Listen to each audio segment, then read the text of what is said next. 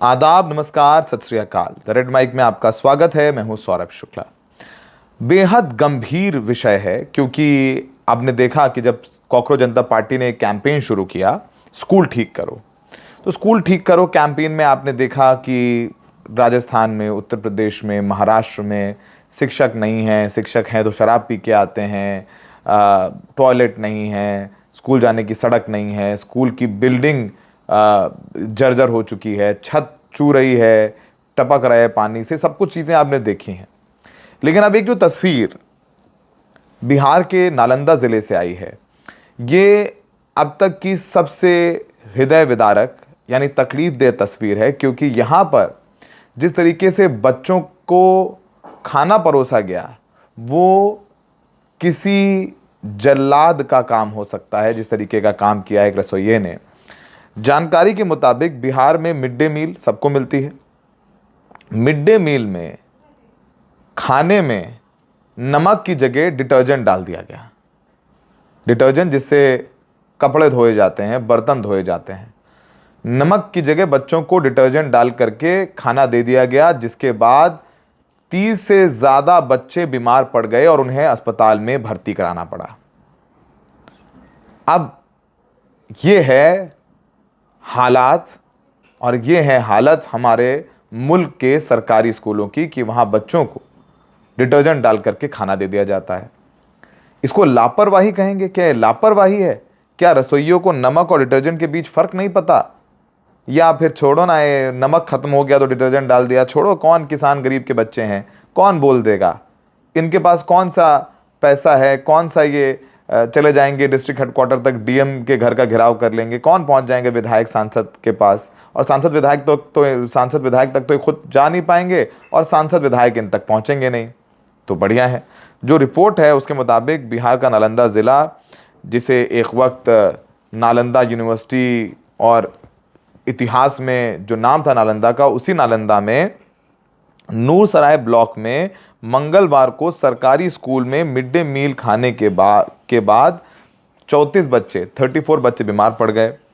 School के principal ने जो बयान दिया है उसके मुताबिक बच्चों ने जब खाने के साथ कहा कि थोड़ा नमक और चाहिए, तो रसोइये ने उन्हें डिटर्जेंट पाउडर दे दिया और डिटर्जेंट पाउडर उनके खाने में डाल दिया, जिसके बाद ये बच्चे बीमार पड़ गए।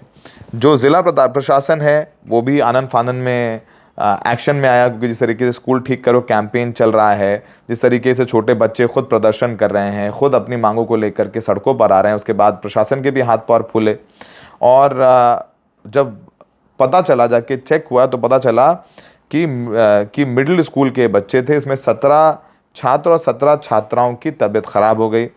उन्हें बिहार शरीफ सदर अस्पताल ले जाया गया, जहां उनका इलाज किया गया। अच्छा, इलाज किया गया, वो तस्वीरें भी देखिए कि बेड ही नहीं है। एक बेड में 3-3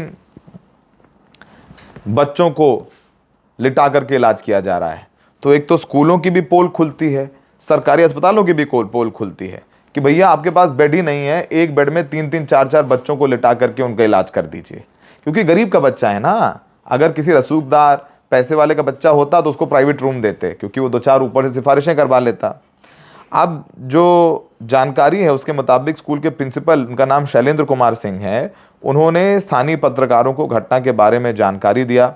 उन्होंने कहा कि स्कूल में मिड डे मील एक एनजीओ के जरिए उपलब्ध कराया जाता है और निर्धारित मेन्यू के अनुसार मंगलवार को बच्चों को चावल और सोयाबीन आलू की सब्जी दी गई थी। और जब बच्चों ने एक सब्जी में कहा कि नमक कम है, तो रसोइये ने उनको नमक की जगह डिटर्जेंट डाल करके दे दिया। आगे बताया जाता है कि ये खाना लगातार परोसा जाता है, कभी कोई दिक्कत नहीं हुई। उन्होंने कहा कि एक छात्रा ने पहले एक नमक मांगा और ये छात्रा स्कूल की एक रसोइया की पोती ही बताई जा रही है। आरोप है कि रसोइया ने गलती से नमक की जगह डिटर्जेंट पाउडर उठा लिया और उस छात्रे के खाने में मिला दिया। जब दूसरे बच्चों ने कहा कि भाई आपने अपनी पोती को नमक दिया, हमें क्यों नहीं दे रहे, दूसरे सबको नमक दे दिया। और नमक क्या था? वो डिटर्जेंट पाउडर था। सबकी तबीयत ख़राब हो गई। अब इन बच्चों को उल्टियाँ, दस्त, इस तरीके की चीज़ें होने लगीं, फिर इन्हें अस्पताल में एडमिट कराया गया। अब तमाम चीज़ें प्रशासन ये कह रहा है, वो कह रहा है, बच्चों की सुनिए, प्रशासन की सुनिए, शिक्षकों की सुनिए, पर हम सबको पता है कि हमारे देश में सरकारी स्कूलों की व्यवस्था क्या है। और ख़ासकर गांव खेड़ों में बिहार, उत्तर प्रदेश, राजस्थान में तो हालत इस कदर ख़राब हो चुके हैं कि आप कुछ कह ही नहीं सकते हैं। अब सुनिए कि छात्र बच्चे क्या कह रहे हैं जिनके साथ ये सब गुजरा है। अच्छा, कौन थाना पड़ता है? नूरसराय। तो कितने बच्चे बीमार हुए हैं?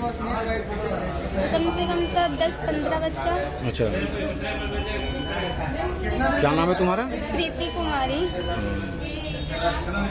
घर कहाँ हुआ? परासी। क्या हुआ था खाने में?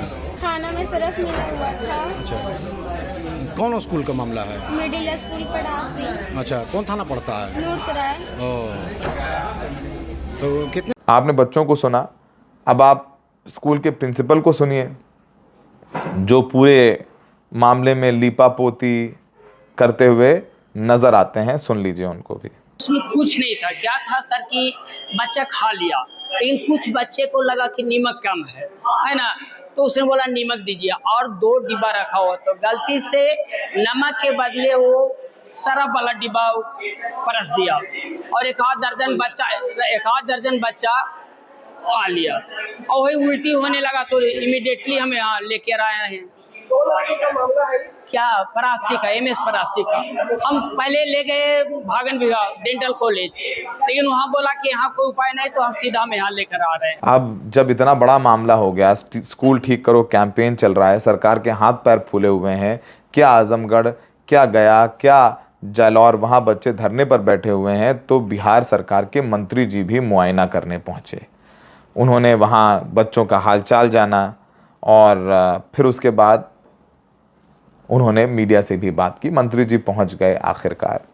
अब सोचिए कि हमारे देश को आज़ाद हुए इतने साल हो गए, अभी हमने आज़ादी का उत्सव मनाया।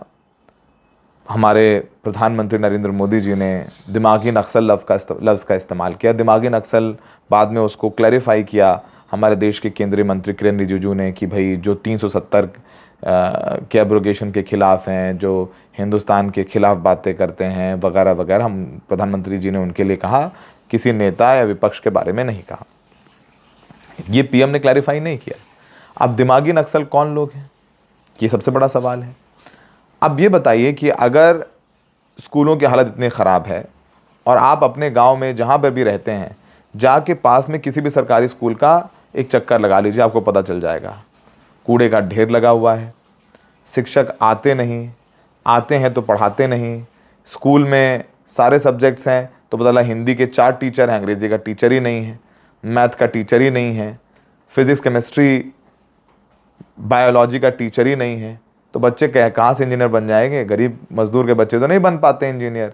फिर वो ले दे करके सरकारी नौकरियों के भरोसे रहते हैं, जहाँ पर पेपर लीक हो जाता है, चाहे वो JPSC हो, चाहे वो BPSC हो, चाहे वो दरोगा भर्ती हो उत्तर प्रदेश की, क्योंकि उनकी निर्भरता सरकारी नौकरियों पर होती है, क्योंकि उनको स्कूल में इतनी अच्छी पढ़ाई मुहैया ही नहीं कराई गई कि वो इंजीनियरिंग या MBA या डॉक्टर बनने की सोचें, क्योंकि पढ़ाई नहीं है ना स्कूल में। कहाँ नीट की परीक्षा दे देगा गाँव का बच्चा, और वहाँ भी दे दे तो पेपर लीक।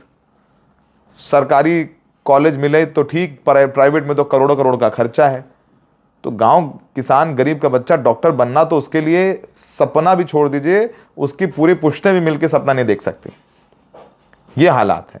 अब राजस्थान में तो आपने देख ही लिया कि जो स्कूल जाकर के हालात दिखाए जा रहे थे, उसके बाद क्या हुआ? उसके बाद कह दिया गया भैया कि यहाँ पे आप अगर फोटोग्राफी करेंगे, छात्रों से बात करेंगे तो आप पर कानूनी कार्रवाई की जाएगी। तो सच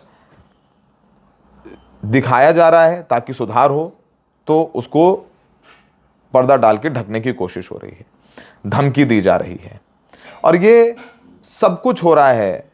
और ऊपर सब बढ़िया है, प्रेस कॉन्फ्रेंस में बताया गया GDP बढ़िया हो रही है, बेरोजगारी है ही नहीं, शिक्षा बढ़िया हो गई है, हम नए इंडिया बनना चाहते हैं, विकसित भारत बनना चाहते हैं। नए इंडिया में, विकसित भारत में आप बच्चों को खाने में डिटर्जेंट डाल के देते हैं, आप बच्चों को मिड डे मील में नमक रोटी देते हैं, पानी आलू की सब्जी देते हैं, प्याज रोटी देते हैं, शिक्षक नहीं देते, सड़क नहीं देते, बिजली नहीं देते, स्कूलों में लड़कियों को टॉयलेट नहीं देते, टॉयलेट है तो पानी नहीं देते। यही हकीकत है। आपने देखा कल आजमगढ़ में किस तरीके से बच्चियां बता रहे थे कि आपने हमारे भविष्य पर, हमारी पढ़ाई पर एसिड डाल दिया है, केमिस्ट्री टीचर ही नहीं। लखनऊ में सर्वोदय स्कूल के बच्चे बैठ गए धरने पर, वहां भी टीचर ही नहीं है। कहां से पढ़ेंगे बच्चे? और इनके माँ बाप के पास पैसे नहीं है कि वो प्राइवेट ट्यूशंस अपने बच्चों को भेज सकें। पता करिए जाके अपने गांव में कि शिक्षा का क्या स्तर है। क्या एक गांव में गरीब किसान मजदूर का बच्चा डॉक्टर बनने के सपने तो देख सकता है? क्या वो साकार करने के लिए सरकार उसको इंफ्रास्ट्रक्चर दे रही है? नहीं दे रही है। टीचर ही नहीं है। 12th के बाद नीट की परीक्षा देनी है, 12th में फिजिक्स केमिस्ट्री के टीचर ही नहीं है, बायो के टीचर ही नहीं है, कहाँ से नीट की तैयारी कर लेगा बच्चा? बोर्ड पास करना तो आफत है क्योंकि शिक्षक पढ़ाने वाला नहीं। स्कूलों में कम से कम अब कॉकरोच जनता पार्टी का यह धन्यवाद होना चाहिए कि सरकारी स्कूलों की चर्चा हो रही थी, क्योंकि ये तो विपक्ष ने भी इनको बुला दिया था, इनको मीडिया ने भी बुला दिया था। कम से कम सोशल मीडिया आई, ये बच्चे खुद वीडियो बना के डालते हैं, तो पत्रकारों को भी एक रियलिटी चेक मिला कि आपको क्या करना चाहिए। सुनिए इन बच्चियों को जो बैठे थे कल आजमगढ़ में, किस तरीके से अपनी बातें रख रहे हैं, बता रहे हैं किस तकलीफ में है।